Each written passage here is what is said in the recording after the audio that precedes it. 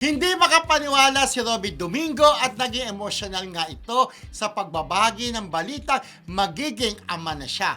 Natupad na kasi ang isa sa greatest wishes nila ng asawa niyang si Mikey Pineda kung saan kasabay ng kanilang anunsyo ang kanilang second wedding anniversary. Correct. Matatandaan yung mga friends January 6, 'di ba, nung kinasal sila 2024.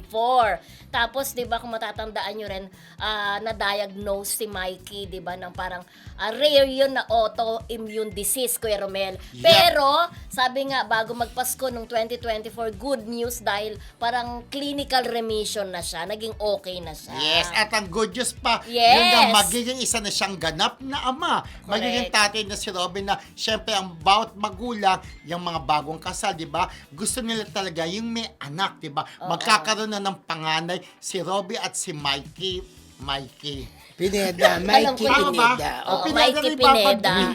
Oo. Kala ko mali ka, ba't hindi ko tinuloy? Mikey Oo. Pineda. Nakakatuwa na okay na rin yung kalusugan niya. Tapos ito Yes. magkaka-baby na, di ba? At nakakatuwa yung pag-aalaga ni Robby sa asawa niya, di ba? Correct.